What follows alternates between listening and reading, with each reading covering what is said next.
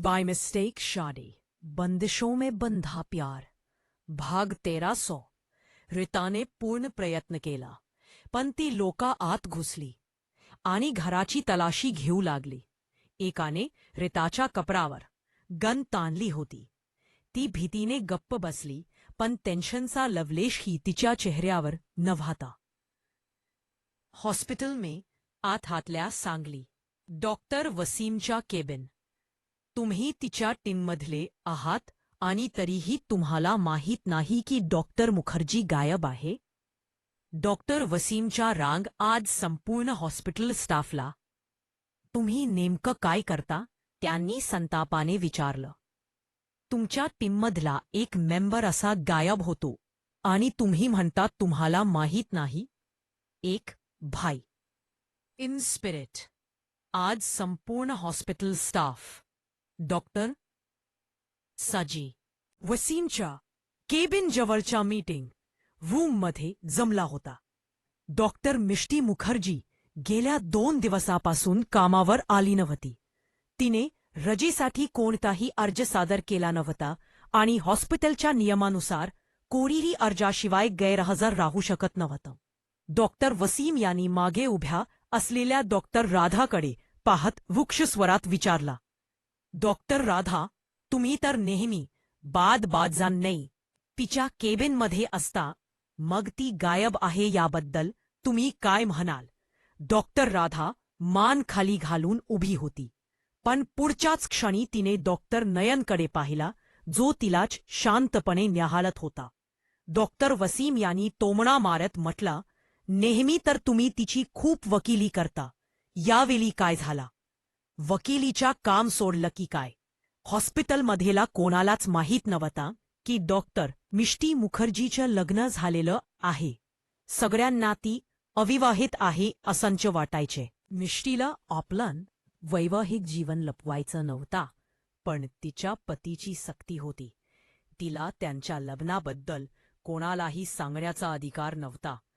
जर तिने लग्नाबद्दल सांगितला असता तर कदाचित डॉक्टर वसीमच्या नजरेतून सुटली असती.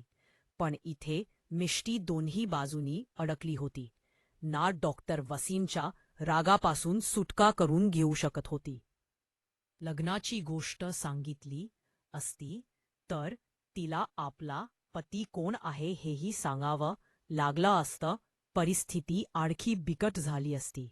डॉक्टर वसीम यांनी सगळ्यांकडे पाहिलं, पण कोणालाच मिष्टी कुठे आहे याची माहिती असल्याचं दिसत नव्हता. 40 मिनिटं चाललेली ती मीटिंग संपली आणि डॉक्टर वसीम यांनी सगळ्यांना जायला सांगितलं. त्यांचा मिष्टीवरील राग वाढतच होता. ती जेव्हा परत ड्युटीवर येईल तेव्हा तिच्यासाठी कोणती नवी सजा तयार असेल याची कोणालाच कल्पना नव्हती. फातिमाच्या घर खुशी आणि मिष्टी दोघीही त्या मागच्या दरवाजाने इकडे येऊन पोहोचल्या होत्या. त्यांना काहीच कळत नव्हतं हे सर्व काय चालू आहे ते. त्यांना वाटत होतं त्या एका भूलभुलैयामध्ये फिरत आहे. एक घरातून दुसऱ्या घरात त्या कशा आल्या या विचारातच होत्या की तेव्हा त्यांना एक अनोळखी आवाज आला. जा बेटा, तुम्ही दोघी तिथे गेस्ट रूममध्ये जा. फ्रेश होऊन या, तोपर्यंत मी तुमच्यासाठी काहीतरी खायला बनवते, फातिमा म्हणाल्या आणि त्यांनी मिष्टी आणि खुशीच्या हातात कपडे दिले. मिष्टी आणि खुशी दोघीही आश्चर्यचकित झाल्या, कारण त्यांना हातातले कपडे अगदी त्यांच्या मापाचे होते आणि समोर उभी असलेली ही बाई देखील रितासारखी दिसत होती. हिवा फातिमा कोरियेचे बारकाईने पाहिलं आणि मग हसत म्हणाल्या, मी सर्व प्रश्नांची उत्तरे देईल, पण त्याआधी तुम्ही दोघीं फ्रेश होऊन या. आणि दोघींना फ्रेश होण्यासाठी सांगितलं. त्यांचा हा आपुलकीचा व्यवहार मिष्टीला खूप आवडला. तिला असं प्रेम कधीच मिळालं नव्हतं. पण खुशी काही कारणाने गंभीर विचारात बुडाली होती.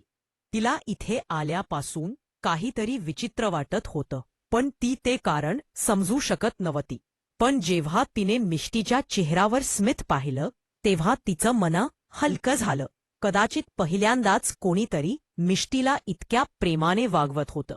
दोघी गेस्ट रूममध्ये गेल्या आणि त्या खोलीला पाहून त्या थक्क झाल्या. बाहेरून साधा दिसणारा हे घर आतून येती आगरथाला.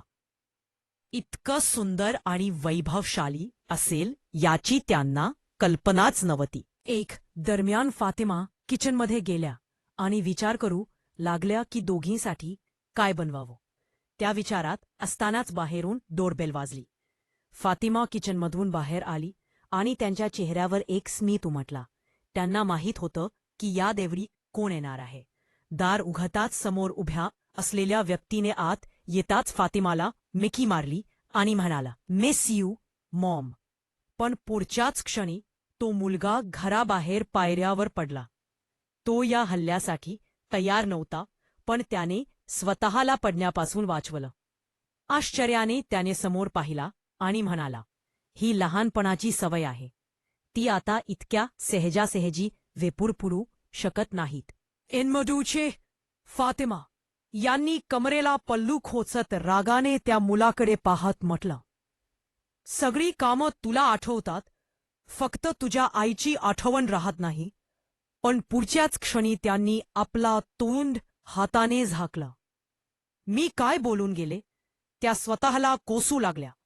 मॉम म्हणू नको असं सांगायच्या, पण आता त्या स्वतःच आई म्हणून म्हटली. बोलून गेल्या. त्यांनी चोरट्या नजरेने त्या मुलाकडे पाहिलं. 6 फूट 3 इंची उंची, बॉडी बिल्डर सारखी पर्सनॅलिटी, काळे घनदाट केस, मागे बांधालेली छोटीशी शेपटी आणि हलकीशी दाढी जी त्याच्या सावळ्या रंगाला आणखी खुलवत होती. त्याला पाहणारा कोणीही थक्क होऊन पाहत राहायचा. फातिमा स्वतःशीच म्हणाल्या, तूच तर म्हणतेस की त्याने तुला मॉम म्हणावं, पण तूची जखम उघडी करतेस. 25 वर्षांची सवय इतक्या सहजासहजी जाणार नाही. पण त्या मुलाने म्हणजेच अरमानने त्याचे भाव लक्षात घेतले आणि हसत हसत आपल्या जागेवरून उभा राहत म्हणाला, पहा, तुम्हालाही तीच सवय आहे. मग मला का ओरडता.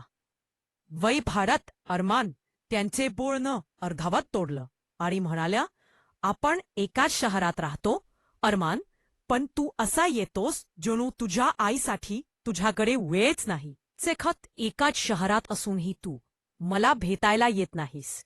असं काय काम करतोस तू. अरमान काही बोलणार इतक्यात फातिमा पुन्हा भडकल्या. त्यांनी डोळे मोठे करत म्हटलं, आम्ही सांगितलंय ना अरमान, तू ते काम सोडून दे, पण तू आमचं ऐकतच नाहीस. अरमानच्या चेहऱ्यावरचं हसू एकदम गायब झालं. तो घरात शिरला आणि आपल्या खोलीकडे निघत म्हणाला, मॉम, तुम्ही नेहमी माझ्या कामावर का बोलता. तुम्ही माहीत आहे, आता मागे हटण्याचा प्रश्नच नाही. आणि एक गोष्ट तुम्ही विसरत आहे, त्या कामामुळेच आपण आज असं आरामाचा सुखी आयुष्य जगतोय. फातिमा यांनी दार बंद केलं आणि मागे वळत डोळ्यांत अश्रू घेऊन अरमानच्या पाठीकडे पाहत म्हणाल्या, हो माहीत आहे, पण आता आपल्याकडे जे आहे ते पुरेसं आहे अरमान. अरमान आपल्या खोलीच्या दारावर उभा होता. त्याने मागे वळून आपल्या आईकडे पाहिलं आणि हसत म्हणाला, तुम्ही समजत नाही आहात. हे त्यांचं कर्ज नाही, कोणती गद्दारी आहे. पण एकदा त्या मायाजालात गेला की तिथून बाहेर येणं अशक्य आहे. आणि जर कोणी प्रयत्न केला तर कदाचित त्याचं शरीरचं बाहेर येईल. फातिमा यांच्या हृदयात एकदम कळ उठली. त्या आजही त्या सत्याला स्वीकारू शकत नव्हत्या, पण त्यांच्याकडे दुसरा कोणताही पर्याय नव्हता. 6 तासांनंतर रात्री 7 वाजल्या. बाहेर जवळजवळ अंधार पडला होता. अरमान आपल्या खोलीतून बाहेराला टकटक केली होती, पण अरमानचा राग इतका तीव्र होता की त्याने स्वतः आपल्या 6 तास खोलीत कोंबून घेतला होता. आता लाईट्स बंद झाल्या होत्या. 2 दिवसापूर्वीच घराचं इन्व्हर्टर दुरुस्तीसाठी गेलं होतं, त्यामुळे घरात अंधारच होता. अरमानने आपले हात पाहिले. त्याचा फोन तर खोलीचाच राहिला होता, पण त्याला आता फातिमा यांची काळजी वाटत होती. त्यांना अंधाराची भीती वाटायची, म्हणून तो किचनच्या दिशेने निघाला. तुम्ही विचाराल, तो अंधारात कसा चालला. जिथे आपण बराच काळ राहतो तिथली प्रत्येक जागा आपल्याला पाठ होते, अगदी डोळे बंद असले तरी. अरमाननेही तसंच केलं आणि तो अंधारातच किचनमध्ये पोहोचला. किचनमध्ये उभ्या असलेल्या एका स्त्रीला त्याने काही न बोलता मिठी मारली. पण तेवढ्यात लाईट्स परत आल्या. अरमान एकदम 2 पावलं मागे सरला आणि घाईघाईने विचारला, बंदूक काढली आणि त्या व्यक्तीच्या पाठीवर ताणली, जी अजूनही पाठमोरी होती. कोण असेल ती व्यक्ती?